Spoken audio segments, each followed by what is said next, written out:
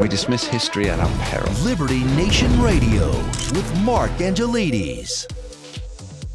The national pastime of watching politicians self-destruct their own careers may be coming to an end, not because our noble leaders are more moral or unsusceptible to foibles and corruptions, but rather due to a full frontal protection pattern in favor of the current White House occupant. Welcome back to Liberty Nation Radio here on the Radio America Network. I'm your host, Mark Angelides. And on today's edition, we have our special LN News panel to dissect whether the classified documents fiasco at the feet of the 46th president is likely to be an exclusionary factor in the 2024 elections. I want to take a moment to say a special thank you to our listeners out in Cadillac, Missouri on WATT 1240 AM and 106.1 FM. Thank you for being here. Remember, this show is proudly sponsored by LibertyNation.com, where you can access podcasts, breaking news, analysis, and a range of biting and brilliant shows to whet your appetite for freedom and your fondness for the great American Constitution. He's going to prison. That was the rallying cry of the left when former President Donald J. Trump was exposed as possessing classified documents. But for Joe Biden, well, according to the White House and the Department of Justice, it's a whole different ballgame, apples and oranges, if you will. We're fortunate to be joined by our exclusive Liberty Nation panel with Mr. Tim Donner, Liberty Nation senior political analyst, Jeff Charles, host of Right On and author, and Scott DeCosenza, LN's legal affairs editor and host of the excellent Uprising podcast. Gentlemen, thank you for joining the show. Today, I really want to kick things off with Tim here, talking about the classified documents debacle. And Tim, it seems to me that the whole left-leaning world is determined to defend Joe Biden. Now, is this really in the interest of the American people? Because it seems to me that the coordinated effort is far more damaging to the public's trust in government institutions. What do you making it? Well, I think the hardest thing for people to get their hands around is what constitutes a classified document, why it's classified, when it's classified, how it's declassified. Now, of course, the left wants to point out the differences between Trump because he tried to hold the documents after he was told he needed to give them up. So they try to point that. They try to point to the fact that, well, everybody knows that Trump is a creep and Biden's a good guy. So that's enough right there. The orange man bad defense. Yes, pretty much. Pretty much. But the biggest difference is that a president like Trump can declassify anything that he chooses to as president of the United States. The only question being how that's done, but apparently it's done simply by virtue of the fact that the president wants it to be done. So I think the real effect is for the elite media, they've been caught in a real trap here because they really came down hard on Trump. And now Biden does the same thing, arguably worse, because it's in multiple locations instead of just the one, being Mar-a-Lago. But they're going to be hard-pressed. And you could see it on Merrick Garland's face when he announced a special prosecutor, special counsel for the Biden classified documents. He looked like a man who'd been cornered and said, God, I have no other choice but to appoint a special counsel to investigate my president. So it's tough, but the elite media has long figured out how to take similar situations from from a conservative and a left-winger and make one seem far worse than the other. That's really their business, isn't it? Yeah, we are going to talk about the media later on in the show. But Scott, I want to address something that Tim said here about how a president declassifies a document. Now, you and I, we have discussed this before, the legal implications. And correct me if I'm wrong, but your analysis is that the issues with both Donald Trump and Joe Biden are essentially nothing burgers, but even more of a nothing burger for Trump. Could you explain your rationale on that?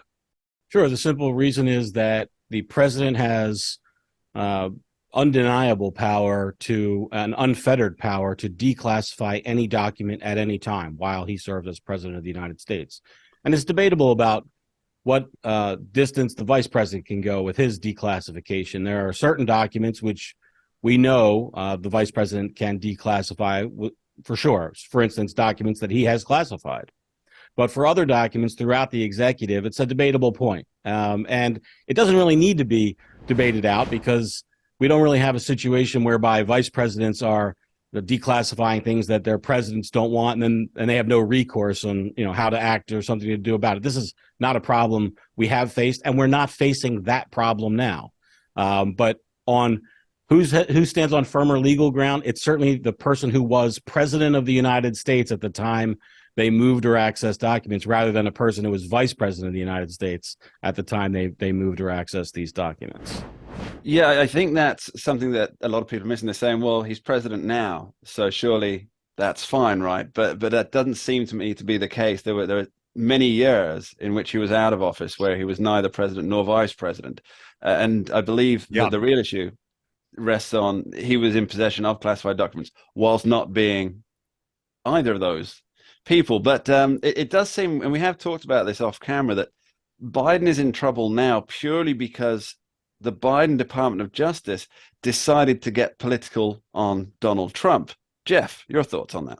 Yeah, this is what I've been saying the whole time. I mean, Democrats and the activist media have to be behind the scenes really, I'll just use the word angry at President Joe Biden right now, because he blew up their whole strategy. I mean, once they served that search warrant at Trump's home at Mar-a-Lago last year, I mean, I was thinking, yeah, they're going to be using this. They're hoping to politically damage Trump. I expected indictments. I didn't expect him to get convicted, but I expected indictments, all to politically damage him and prevent him from running for office again.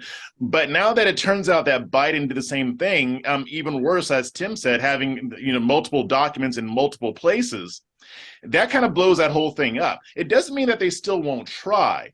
But I think a lot of the air has been taken out of their sails, because if they're going to defend Biden doing what he did, they can't really aggressively or attack Trump as aggressively as they want to. They're still going to try. The media is already trying to make it sound like Trump is just so much worse than Biden.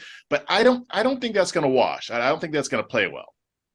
All right, can we do a quick round robin here and figure out just very quick answers? What do we think the end result of the Biden classified documents debacle is going to be? Let's start with Tim. Well, I think that most likely Merrick Garland, the Attorney General, will string this out as long as possible with as little information as possible leaked. These special counsels go on for years. So I suspect it might really carry past the 2024 election, because if he comes out with findings before the election, it would not be good news for Biden or whoever the Democratic candidate is. Tim, people could have said that right before the midterm elections on November 2nd, when the documents were first discovered at the Penn Biden Center. Exactly. Jeff, your final thoughts on this?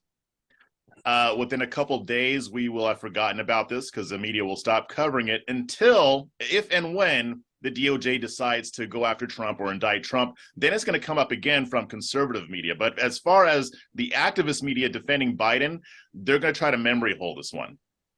Okay, it's the memory hole route from Jeff. And Scott, what's your take? My take is that this was maybe done in order to help sink a Joe Biden candidacy for the second go-around by people on the left side of the aisle that aren't sympathetic to that candidacy. Here we go.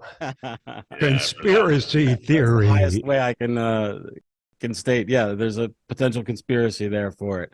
I mean, if you look at the actual crime, quote-unquote crime, it is a nothing thing. So for his own side to make a big deal about it, all they had to do was pack up those documents and send them back to the White House. He could have put them back in the drawer. Nobody would have been the wiser. But then somebody called in the FBI and created a thing about it. Well, yeah, I mean, it does make you wonder that CBS was the news organization that broke this, and then they decided to sit on it until after the midterms, which means if your theory is correct, Scott, and I'm not saying it is, but if it were, then they are CBS is fully committed to helping Democrats, but not necessarily the president representing the party at the moment. Now, you're listening to Liberty Nation Radio here on the Radio America Network. We'll be back with our exclusive panel after this short break, discussing the two-tiered justice system. Don't go anywhere. We dismiss history at our peril. Liberty Nation Radio with Mark Angelides. Entertaining, informative, and just plain fun. Watch Liberty Nation's The Conservative 5. Produced by conservatives for conservatives. C5's The Left Free Zone. Hosted by Liberty Nation's Lisa K. Donner. Joined by a raucous, irreverent panel of authors. Deconstructing leftist narratives. Debating the hot topics. And remembering to laugh. Join the official conservative safe You only space. did that to piss Jeff off. Liberty Nation's The Conservative 5.